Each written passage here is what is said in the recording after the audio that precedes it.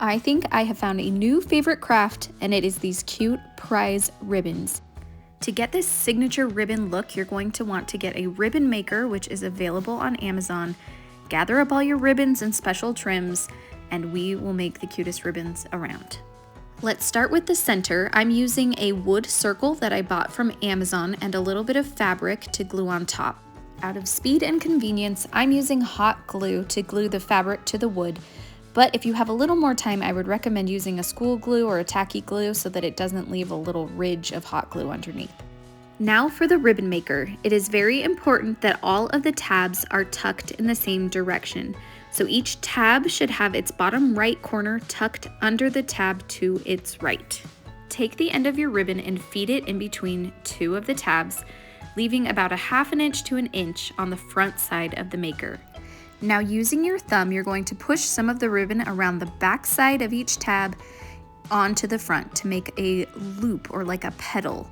You'll want these loops to be about the same height on the maker so that it keeps a fairly uniform rounded shape. You will also want to try to make sure that each loop is about the same width, so the same amount of ribbon poking out.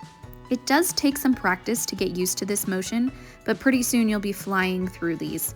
Try a couple first without gluing them together just to try to get the hang of the ribbon maker. You also might want to try out different textures of ribbons and different widths of ribbons to see how they perform with the ribbon maker and to see which ones you like best.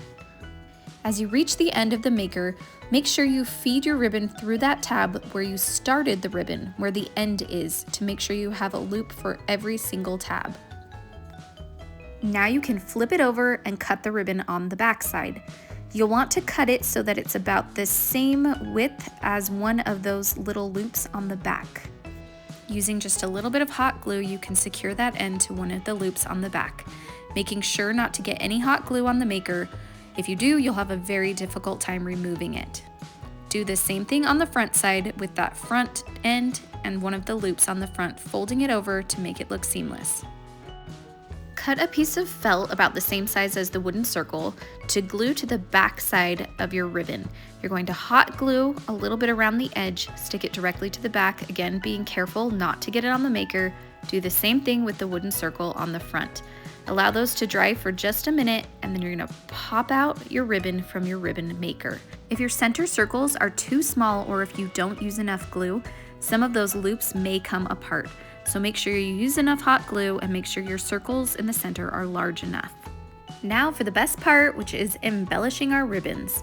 I added some gold tinsel around the outside of my wood circle, and then I found ribbons and trims and pom-poms, anything I had in my stash to make this ribbon really stand out. I stapled the ribbons together because that holds very well, and then I hot glued the thicker trims to the ribbon. Hot glue that whole bundle to the backside of the round ribbon. I used my label maker to make a little name for the front of my ribbon. You can do whatever you would like to personalize this even further. If you don't want to buy a ribbon maker for this project, you don't have to. You can also just use ribbon, hot glue it to a wooden circle or piece of cardboard, and you can also make darling ribbons that way too. This method actually uses much less ribbon than the ribbon maker method, so if you have smaller pieces of ribbon that you want to use up, this is actually a very good approach. Finish these exactly the same way as we did the ones with the ribbon maker, adding embellishments and ribbons to the bottom. I will have a full supply list on my website with links to the ribbon maker, to the wood circles, to the types of ribbon that I like, as well as a bunch of tips and tricks for making these in the cutest and easiest possible way. You can find all of that over at apricotpolkadot.com. I made these as the tags for my Christmas gifts this year by putting the recipients' names on the front, and once they open the gift, they can then use the ribbon as a Christmas ornament. Once you get making these, you're going to want to use up all of your scraps and make a million more ribbons.